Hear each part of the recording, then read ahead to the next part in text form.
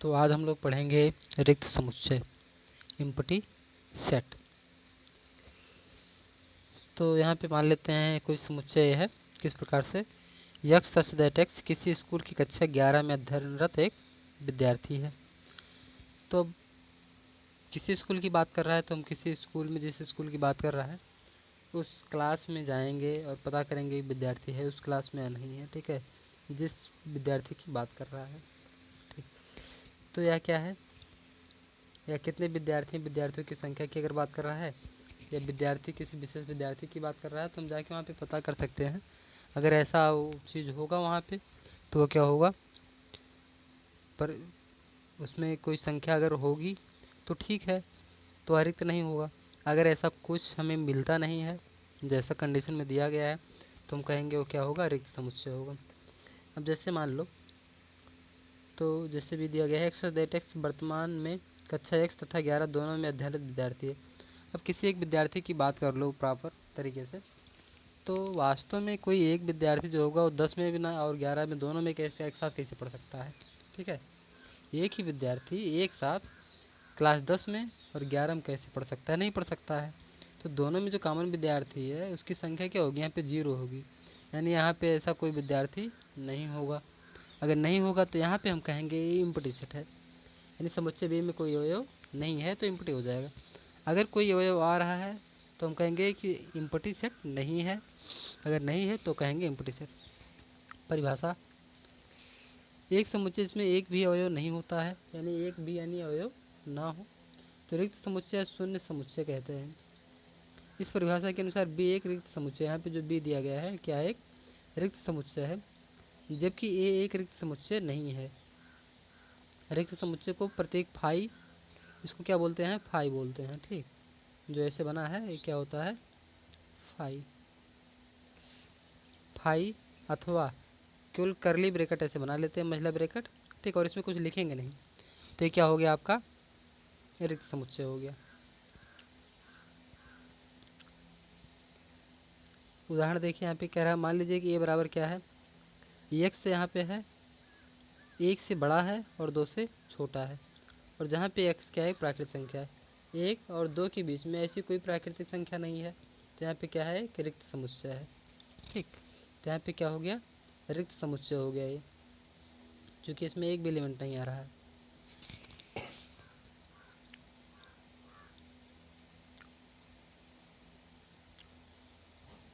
B part देखते हैं, कह रहा है x square minus 2 equal to 0 और एक्स एक परिमेय संख्या है। यहाँ भी रिक्त समुच्चय है क्योंकि समीकरण x square minus 2 equal to 0 x के किसी परिमेय मान को संतुष्ट नहीं करता है। क्योंकि परिमेय संख्या की बात कर रहा है तो एक्स की जो यहाँ पे मान आएगा, तो एक्स के दो मान आएंगे, एक प्लस में आएगा √2 और एक क्या आएगा माइनस में √2। आपको पता है √2 अपरिमेय संख्या है, तो यहाँ पे अपरिमेय मान तो प्राप्त होंगे लेकिन परिमेय नहीं होंगे। अगर अपरिमेय मान प्राप्त हो रहे हैं तो हम यहाँ पे कहेंगे क्या है, रिक्त समुच्चय है। थर्ड देखेंगे, सी इक्वल टू क्या है, एक्स दैट एक्स दो से अधिक एक समअभाज्य संख्या है।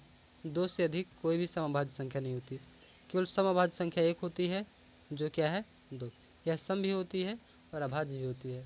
इसके अलावा ना तो कोई सम अभाज्य संख्या है, मतलब कोई भी सम अभाज्य संख्या इसके अलावा नहीं है। तो यहाँ पे सी क्या हो गया, रिक्त समुच्चय हो गया, क्योंकि दो से अधिक यहाँ पे दिया है। ठीक, नेक्स्ट डी इक्वल टू क्या है, एक्स सच दैट एक्स की power 4 x square equal to 4। X विषम संख्या है। अब देखिए, किसी भी सम संख्या का वर्ग कर लो तो सम संख्या मिलेगी, विषम संख्या का वर्ग करेंगे तो विषम संख्या मिलेगी।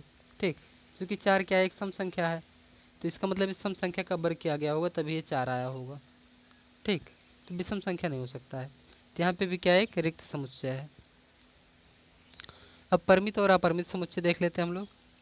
देखिए, ऐसा समुच्चय जिसमें अवयव की संख्या सीमित हो, या जिसको हम गिन सकते हैं, या गिना हुआ है पहले से ऑलरेडी, ठीक है, या निश्चित है, तो उसे हम कहेंगे क्या, परिमित समुच्चय। और जिसमें निश्चित ना हो अवयव की संख्या, तो उसे क्या बोलेंगे, अपरिमित समुच्चय बोलेंगे हम लोग।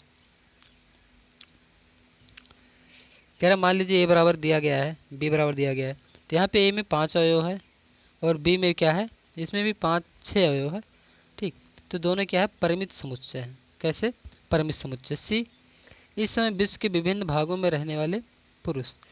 तो विभिन्न भागों में रहने वाले पुरुष को क्या हम गिन सकते हैं? गिन नहीं सकते तो गिना गया होगा पहले से ऑलरेडी। नहीं गिना गया होगा तो हम प्रयास करें तो गिन सकते हैं, और संख्या क्या आएगी, निश्चित आएगी। ठीक, अगर नहीं गिना गया ऑलरेडी पहले से तो अभी अगर हम गिने ये गिनवाने का प्रयास करें, ऐसा कहें कि चलो भाई आपको जनगणना करनी है, तो जनगणना तो हो सकती है विश्व में।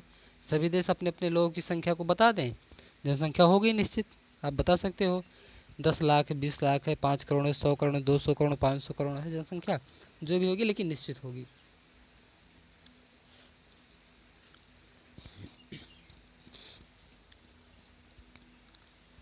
अब देखिए पर यहाँ पे परिभाषा है, कह रहा है एक समुच्चय जो रिक्त है अथवा जिसके आयों की संख्या निश्चित होती है परिमित क्या होता है, परिमित समुच्चय कहलाता है, अन्यथा समुच्चय अपरिमित समुच्चय होता है।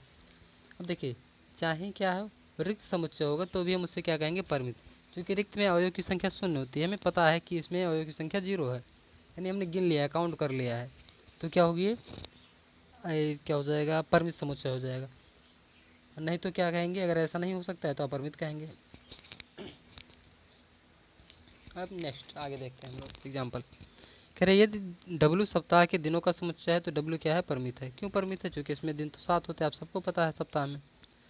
सेकेंड, मान लीजिए कि यह समीकरण x square minus 16 equal to 0 के हलों का समुच्चय है, तो यस क्या है, परिमित है। क्योंकि अगर एक्स स्क्वायर इक्वल टू क्या लिखेंगे हम लोग यहाँ से, एक्स स्क्वायर इक्वल टू 16, तो एक्स बराबर क्या आएगा, +-4। तो यहाँ पे एक्स का 2 मान मिला है। ठीक, तो हमें पता है 2 मान है तो काउंट कर लिया हमने 1 2, तो क्या हो गया, परिमित हो गया। अब थर्ड पार्ट देखेंगे। कह रहा मान लीजिए जी किसी रेखा पर स्थित सभी बिंदुओं का समुच्चय, तो जी क्या है, अपरिमित है। क्योंकि एक रेखा पर कितने बिंदु होंगे कोई काउंट नहीं कर सकता है। ठीक, अनंत बिंदु होते हैं, काउंट नहीं कर पाएंगे इसको, तो क्या हो जाएगा, ये अपरिमित होगा। आगे देखते हैं। जब हम किसी समुच्चय को रोस्टर रूप में निरूपित करते हैं तो हम उस समुच्चय के सभी अवयवों को कोष्ठक के भीतर लिखते हैं। किसी अपरिमित समुच्चय के सभी अवयवों को कोष्ठक के भीतर लिखना संभव नहीं है। अपरिमित समुच्चय जो होगा उसके सभी अवयवों को हम यहाँ पे लिख नहीं पाएंगे, क्योंकि ऐसे समुच्चय के अवयवों की संख्या सीमित नहीं होती है। अतः हम किसी अपरिमित समुच्चय को रोस्टर रूप में प्रकट करने के लिए उसके कम से कम इतने अवयवों को लिखते हैं जिससे उस समुच्चय की संरचना स्पष्ट हो सके, और तदुपरांत 3 बिंदु लगाते हैं। एग्जाम्पल देख लेते हैं हम लोग। जैसे 1 2 3 है, फिर 3 बिंदु हमने लगाया है, 1 2 3 बिंदु, तो प्राकृतिक संख्याओं का समुच्चय है, क्योंकि 1 2 3 फिर 4 5 6 इस प्रकार से। अब इससे यहाँ पे 1 3 5 7 हो गया, फिर डॉट 3 बिंदु लगाया, तो क्या हो गया, विषम संख्याएं हैं, तो विषम और प्राकृतिक है, तो विषम प्राकृतिक संख्या हो गया।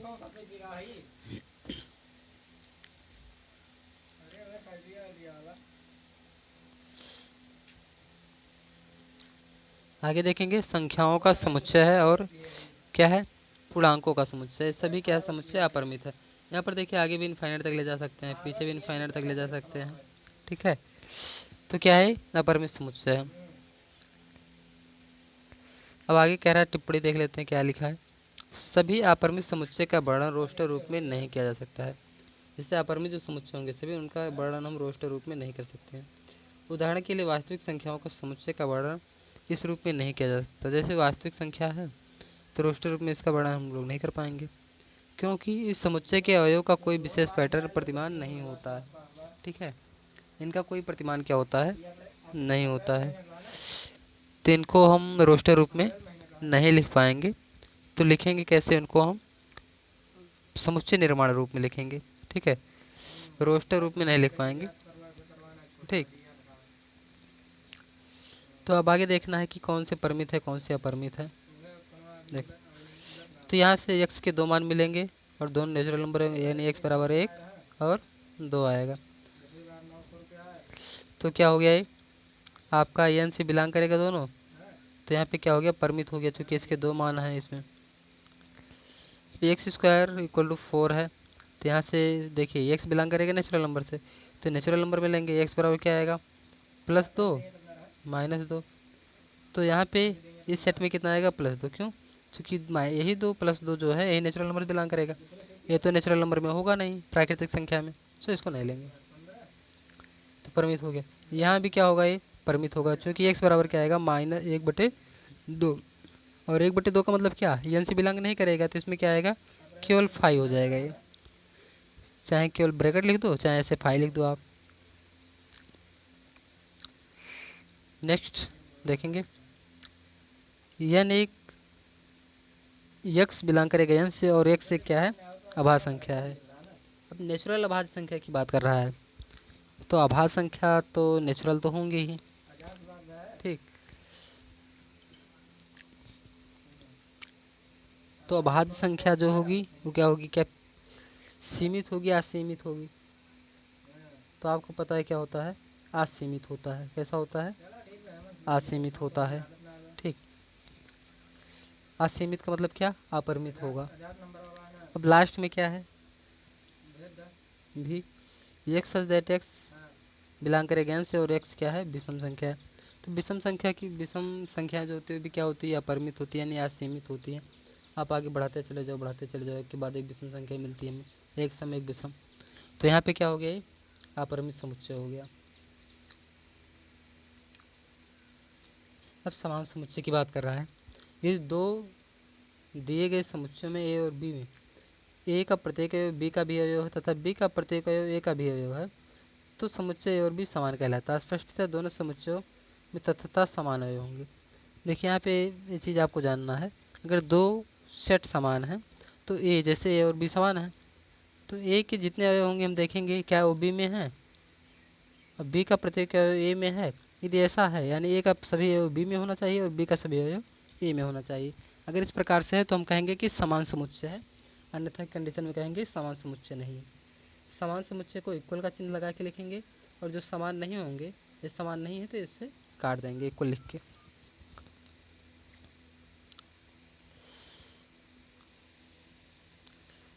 वही बात यहाँ पे लिखी गई, समान है और असमान है, तो इस तरीके से लिखेंगे। अब देख लीजिए यहाँ क्या दिया गया है, मान लीजिए कि ए बराबर और बी दिया गया है, तो ए बराबर बी क्यों, क्योंकि ए इसमें है, दो भी इसमें है, तीन इसमें है, चार भी इसमें है। ऐसे एक इसमें है, दो इसमें है, तीन इसमें है, चार भी इसमें है, तो क्या हो गया, ये समान समुच्चय हो गया।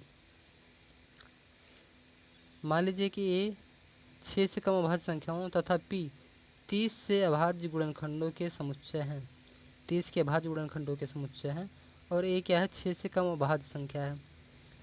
तो 6 से कम अभाज्य संख्या कितनी होती है, 2, 3, 5। ये तो हो गया ए में 1, 3, 5, 2, 3, 5। और 30 के अभाज्य गुणनखंड कितने होंगे, 2, 3, 5। ठीक है, ये अभाज्य गुणनखंड हो गए किसके, 30 के। तो क्या दोनों समान है, आप देखिए 2 भी इसमें है दोनों में, 3 भी इसमें है, 5 भी इसमें।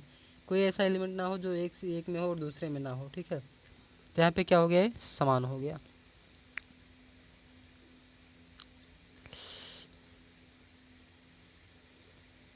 आगे देखेंगे टिप्पणी, कि यदि किसी समुच्चय में एक या एक से अधिक अवयव की पुनरावृत्ति होती है तो समुच्चय बदलता नहीं है। उदाहरण के लिए समुच्चय 1, 2, 3 लिखा गया है, 2, 2, 1, 3, 3 लिखा गया है यहाँ पे, तो दोनों समान। देखिए यहाँ पे 1 है तो 1 इसमें भी है, 2 है 2 है यहाँ पे, 3 है तो 3 भी है। अब यहाँ पर देखिए 2 यहाँ पे है, 2 है, 1 है, 3 है, 3 भी है यहाँ पे, तो दोनों क्या हो गए, समान समुच्चय हो गए। क्योंकि ए का प्रत्येक अवयव बी में है, इसका विलोम भी सत्य, यानी बी का प्रत्येक अवयव ए में भी है। इसी कारण हम प्रायः किसी समुच्चय का वर्णन करते समय उसके अवयव की पुनरावृत्ति नहीं करते। जैसे यहाँ पे अवयव की पुनरावृत्ति है, यहाँ पे 3 2 बार आया है, 2 भी 2 बार आया है, तो उसको एक एक बार लिखते हैं हम लोग, 2 बार नहीं लिखेंगे। एग्जाम्पल नंबर 7 कह रहा है, समान समुच्चयों के युग्म छांटिए, यदि ऐसा कोई युग्म है और कारण भी बतलाइए। तो समान समुच्चय बताना है, ठीक। तो ए में बी सी डी, नहीं बी डी जो भी है, तो प्रत्येक यहाँ पे हम लोग लिख लेंगे प्रत्येक में क्या क्या है, प्रत्येक एलिमेंट को लिखेंगे। अगर एलिमेंट लिखने के बाद हमें दिखता है कि ये कोई भी 2 मैच कर रहे हैं, 3 मैच कर रहे हैं, 4 मैच कर रहे हैं आपस में एलिमेंट, तो वहाँ पे हम कहेंगे क्या है, समान समुच्चय है। तो देखिए सभी को लिख लेते हैं हम लोग। ये तो लिखा गया स्पष्ट रूप से, ए में क्या है, ए में आपका एलिमेंट आएगा 0। ए में क्या हो गया, 0 हो गया। बी में क्या आएगा, बी को लिख लो, एक्स ग्रेटर देन 15 और एक्स लेस देन क्या है 5। एक्स 15 से बड़ा है और एक्स 5 से छोटा है। ठीक, और का मतलब होता है दोनों बातें साथ साथ हों। अगर साथ साथ हैं तो इसमें ऐसा कुछ नहीं होगा, एक भी एलिमेंट कॉमन नहीं होगा, और ये क्या हो गया आपका 5 हो गया। अब सी में, सी को लिख लेते हैं हम लोग। सी में क्या है, x such that x minus 5 equal to 0। तो इसमें क्या आएगा, एक्स बराबर केवल आ गया 5। और यहाँ पे डी क्या है, x such that x square equal to क्या है 25। तो यहाँ से एक्स का मान कितना आएगा, प्लस माइनस 5 आएगा। तो ये क्या है, डी है। डी में क्या आएगा, +5 और ये माइनस में 5। चूँकि यहाँ पे कंडीशन नहीं दिया गया है कि पूर्णांक लेना है, क्या लेना है, कैसा लेना है, जो भी है, या धनात्मक ऋणात्मक जो भी लेना है। एक्स स्क्वायर इक्वल टू 25 है तो एक्स कितना आएगा, +-5 आएगा। ठीक, +-5 हो गया। अब ए बी सी डी हो गया। ई की बात कर लेते हैं। ई में क्या आएगा, एक्स दैट एक्स समीकरण एक्स स्क्वायर -2x -15 का एक धन पूर्णांक मूल है। तब इसके मूल पता कर लेंगे हम लोग, इसके मूल कितने होंगे धन पूर्णांक में अगर देखें तो धन पूर्णांक मूल कौन सा सेटिस्फाई करेगा इसको। तो धन मूल लेना है आपको, तो 15 को देख लेते हैं, 2 भागों में तोड़ेंगे तो ताकि घटाने पर कितना आए, 5 आ जाए, 2 आ जाए। तो 3 × 5 = 15 हो गया, यानी 3 और 2। या तो हो सकता है +3 सेटिस्फाई हो, या हो सकता है +2 सेटिस्फाई हो। ठीक, तो या तो +3 आएगा या तो +2 आएगा, इसके अलावा कुछ होगा नहीं। 1 मिनट, नहीं, 3 × 5 = 15 है, तो 3 आएगा या तो 5 आएगा। तो हम देखते हैं क्या 5 रखने पर आएगा 0 होगा। तो 5 × 25 और ये 5 × 9 = 10, 15। ठीक, तो इसमें 5 ही आएगा, 3 बाकी 3 जो रहेगा माइनस में रहेगा। तो 3 देख लेते हैं प्लस रखने पर या माइनस रखने पर।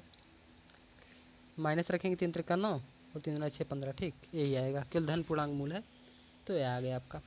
अब देखिए समान कौन कौन है, सी और ई समान है, ए किसी के समान नहीं है, डी भी किसी के समान नहीं है, बी भी किसी के समान नहीं है, केवल समान है दोनों हैं। ठीक, और बाकी सभी क्या है, असमान है।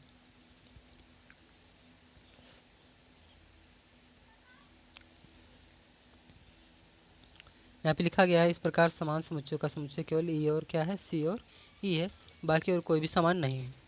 उदाहरण, एक्स एलॉय लिखा गया है, लॉय लिखा गया है बी। ठीक, तो पूछ रहा है कौन सा समान है। तो समान में क्या है, देखिए ए इसमें है, ए इसमें भी है, यल है, यल है, ओ है, ओ वाई भी है, जो भी चीज़ इसमें है सब उसमें भी है। तो ये तो समान हो गया। अब इसको देख लेते हैं सेकंड पार्ट को। ये क्या समान है, जेड से बिलोंग करेगा और एन स्क्वायर <4 है। तो यहाँ पे इसमें क्या आएगा एलिमेंट, -2 -1 -0 1 2। ठीक, <2 है तो -2 कवर करेंगे 4, -1 कवर करेंगे तो 1 आएगा, सेटिस्फाई कर रहा है। 0 सेटिस्फाई कर रहा है, यानी सभी चीज़ सेटिस्फाई हो रही। यहाँ में तो एलिमेंट आएंगे नहीं। ठीक, अगर एलिमेंट नहीं आएंगे तो क्या होगा, समान समुच्चय नहीं होगा। तो क्या है, समान समुच्चय नहीं है। क्योंकि यहाँ पे 0 मान लो, अगर हम गुणनखंड नहीं करें वैसे भी देख लें तो यहाँ पे 1 2 3 मान आ रहा है, 4 5 भी कर लो। द्विघात समीकरण है तो केवल इसके 2 ही मान प्राप्त होंगे। तो यहाँ इसमें 5 है तो भी वैसे भी सही नहीं होगा वो। ठीक है, अब प्रश्नावली देखते हैं हम लोग। कह रहे हैं निम्नलिखित में से रिक्त समुच्चय कौन सा है। 2 से भाज्य विषम प्राकृतिक संख्याओं का समुच्चय। तो 2 से भाज्य कोई भी विषम प्राकृतिक संख्या नहीं होती है। ठीक है, जो भी संख्या होंगी सम वही केवल 2 से भाज्य होंगी, विषम संख्याएं नहीं होंगी। तो क्या है, पहला रिक्त समुच्चय हो गया। कैसा है, रिक्त समुच्चय हो गया। सम अभाज्य संख्याओं का समुच्चय। सम अभाज्य संख्याओं के समुच्चय में केवल क्या आएगा, 2। 2 क्या है, सम भी है और अभाज्य भी है। तो यह क्या है, रिक्त समुच्चय नहीं है। कैसा है, रिक्त समुच्चय नहीं है। एक्स सच दैट एक्स प्राकृतिक संख्या है, एक्स <5 और एक्स <7। तो यह भी क्या है, रिक्त समुच्चय। क्यों, क्योंकि अगर यहाँ पे हम ले लें 5 और यहाँ पे ले लें क्या 7, तो 7 से बड़ी संख्या इधर आ रही है, 5 से बड़ी संख्या इधर है, एक साथ दोनों में कुछ भी कॉमन नहीं है। कॉमन नहीं तो क्या है, ये रिक्त समुच्चय हो गया। कैसा, रिक्त। तो ये रिक्त समुच्चय हो गया आपका। और इधर देखेंगे लास्ट में क्या है, समांतर रेखाओं पर क्या है, उभयनिष्ठ बिंदु। अब दो समांतर रेखाओं पर तो कोई उभयनिष्ठ बिंदु होगा नहीं, तो अगर उभयनिष्ठ बिंदु नहीं है तो हम क्या कहेंगे, इसको रिक्त समुच्चय कहेंगे। ये रिक्त समुच्चय हो गया आपका। नेक्स्ट देखते हैं। अब कह रहा है कौन परिमित है कौन अपरिमित है। वर्ष के महीनों का समुच्चय 12 महीने होते हैं, परिमित हो गया। 1 2 3 डॉट डॉट 3 बिंदु लगा दिया, अपरिमित हो गया। ये क्या है, 1 से 100 तक, परिमित हो गया। 100 से बने धन पूर्णांकों का समुच्चय, तो ये क्या होगा, 100 से बड़े धन पूर्णांक, ये तो अपरिमित हो गया, चूँकि 100 101 102 103 आगे गिनते आप चले जाओ। 99 से छोटे अभाज्य पूर्णांकों का समुच्चय, ये निश्चित है। 100 से छोटे जो होंगे अभाज्य पूर्णांक निश्चित हैं, ये शायद इनकी संख्या 25 आती है, ठीक है। जैसे 2, 1 मिनट, अभाज्य पूर्णांकों की बात कर रहा है, 2 3 5 7 11 13 17 19 23, ठीक है। इस प्रकार संख्या हम गिनेंगे जो कि क्या है, 100 से छोटी है, 99 से छोटी है। तो ये क्या हो गया, ये परिमित हो गया। कैसा हो गया, ये परिमिति हो गया। अब आगे देखेंगे, क्वेश्चन नंबर क्या है, थर्ड है आपका, है क्वेश्चन नंबर थर्ड। तो परिमित और अपरिमित बताना है। एक अक्ष के समांतर रेखाओं का समुच्चय, तो एक अक्ष है, इसके समांतर हम कोई कई 1 मिनट, ये आपका एक अक्ष हो गया, इसके समांतर कितनी भी रेखाएं हम खींच सकते हैं, ठीक है। तो कितनी भी रेखाएं खींचेंगे तो क्या हो गया, ये अपरिमित समुच्चय हो गया। कैसा है, अपरिमित समुच्चय हो गया। अंग्रेजी वर्णमाला के अक्षरों का समुच्चय, ये परिमित है, आपको पता है, सबको पता है कि 26 होता है।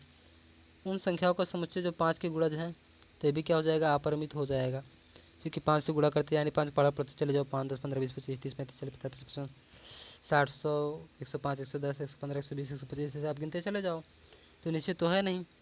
अब पृथ्वी पर रहने वाले जानवरों का समुच्चय है, देखिए। अब पृथ्वी पर रहने वाले जानवरों को हमने गिना तो नहीं है, लेकिन अगर प्रयास किया जाए, या हो सकता है किसी ने गिना भी हो, या अलग अलग जगहों पर जैसे इंडिया में मान लो, या अलग अलग देशों को कहा जाए कि भाई अपने अपने यहाँ के जानवरों की संख्या बताइए, तो क्या वो बता नहीं सकते हैं, बता सकते हैं काउंट करके, ठीक है। तो क्या है, परिमित है। अब आगे देखिए, मूल बिंदु से होकर जाने वाले वृत्तों का समुच्चय। अब मान लो एक मूल बिंदु बनाएंगे हम लोग यहाँ पे, ये मूल बिंदु होता है निर्देशांक तल में। अब इससे जाने वाले वृत्तों का समुच्चय, अब देखिए वृत्त तो हम खींचते चले जाएंगे, अंतर क्या है, केवल हम त्रिज्या को बढ़ाएंगे या घटाएंगे, लेकिन वृत्त तो बनेगा ही। तो वृत्तों की संख्या क्या है, अनिश्चित है, कितने वृत्त हम लोग बना लें, तो क्या होगा, ये अपरिमित समुच्चय हो गया। अब क्वेश्चन नंबर 4 कह रहा बताइए कि ए बराबर बी है कि नहीं है। फर्स्ट में क्या ए बराबर बी है, तो इसमें ए बी सी डी है, इसमें ए बी सी डी है, तो इसमें क्या है, ए बी सी डी इसमें भी है, तो क्या है, दोनों समान है। पहला क्या हो गया, समान। दूसरा 4 6 12 4 8 12 16, 4 8 12 16 ये नहीं है, तो ये समान समुच्चय नहीं है। इसमें 2 4 6 8 10, तो समधन पूर्णांक है और एक्स लेसर ग्रेटर देन क्या है, लेसर इक्वल टू 10 है, तो इसमें क्या आएगा, 2 4 6 8 10 समधन पूर्णांक है, तो यहाँ पे जीरो हम नहीं ले सकते हैं, क्योंकि जीरो ना तो धनात्मक होता है ना तो ऋणात्मक होता है। तो 2 4 6 8 10 इसमें है, 2 4 6 8 10 इसमें है, तो दोनों क्या हो जाएंगे, समान समुच्चय हो जाएंगे। कैसे, समान समुच्चय हो गए आपके। अब लास्ट फोर्थ पार्ट देखेंगे, 10 का एक गुणज है, तो यहाँ पे क्या है, 10 का गुणज तो नहीं है, चूँकि 15 25 10 से कैंसिल कटेगा नहीं, तो क्या होगा, एक असमान समुच्चय हो गया। कैसा समुच्चय है, असमान समुच्चय हो गया, क्योंकि इसमें क्या आएगा, 10 20 30 40 इस तरीके से आएगा। इसमें तो 15 20 है, सब तो कॉमन नहीं हो रहे हैं ना, तो असमान समुच्चय हो गया। ये 5 नंबर देखते हैं, युग्म समान है कारण से बताना है। इसमें 2 3 आ रहा है, क्या इसमें भी 2 3 आएगा, अगर आएगा इसके हल में 2 और 3, तो क्या होगा, ये समान समुच्चय होगा। लेकिन हम देख रहे हैं इसमें -2 -3 आना चाहिए, -2 और माइनस में 3, ठीक है। तो ये क्या होगा, एक समान समुच्चय नहीं है। फॉलो यहाँ पे है, उल्फ यहाँ पे है, दोनों के अक्षर समान ही हैं। एफ ओ एल डब्ल्यू है, डब्ल्यू एल एफ यहाँ भी है, तो समान समुच्चय हो गया। लास्ट क्वेश्चन है आज का, समान समुच्चयों का चयन करना है, ठीक। तो समान के क्या है, 2 4 8 12 है, तो 2 4 8 12 और कहीं पे है 2 4 8 12, ये नहीं है, ये तो किसी के समान नहीं है। 1 2 3 4 कहीं पे है, हाँ 1 2 3 4 है बी और डी में, बी और डी, यानी बी बराबर किसके है, डी के। बी हो गया और ये डी हो गया, समान है 1 2 3 4। अब 4 8 12 4 14 ये भी है किसी में, नहीं है, तो भी किसी के समान नहीं है। -1 1 ये है, तो -1 किस में है, ई जी के बराबर है, ई बराबर किसके है, जी के। अब ये तो किसी के बराबर नहीं है, ठीक है, तो केवल 2 है बराबर हो गया। अब आपके पास है उपसमुच्चय, अब यहाँ से हम लोग कल पढ़ेंगे, ठीक है। आज के लिए केवल इतना ही है, आप लोग इसे करने का प्रयास करेंगे।